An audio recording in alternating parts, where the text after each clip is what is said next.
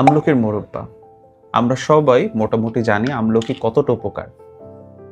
মাশাআল্লাহ, খুবই সুন্দর স্মেল। আমরা আমলকির তিতকুটে একটা ফ্লেভারের জন্য কষের একটা ভাব থাকে, তার জন্য অনেকে আমলকিটা কনজিউম করতে পারি না, খেতে পারি না। আমাদের এই আমলকির মোরব্বাটা বাচ্চা থেকে বুড়ো সবাই খেতে পারবে। আমলকি কিন্তু খুবই হেলদি একটা খাবার।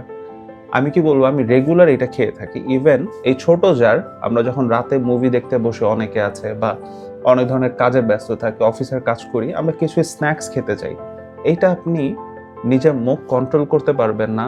মাশাআল্লাহ, এটা এতটা টেস্টি, স্মেলটা খুব ভালো, আর একটা হেলদি খাবার ভাই। এখানে প্রিজারভেটিভ, আনহেলদি কোনো কিছু নেই, সবকিছু ন্যাচারাল। আমি আপনাদের এটা খেয়ে দেখাই, আমি রেগুলার এটা খাই। সবচেয়ে বেশি আমার যত প্রোডাক্ট আছে তাদের মধ্যে সবচেয়ে বেশি আমার এটা পছন্দ, আমি রেগুলার খাই। তারপর আরেকটা খেয়ে নিই। বিসমিল্লাহ। এইটার টেস্ট আমার যত প্রোডাক্ট আছে তাদের কাছে এইটার টেস্ট কিছুই না।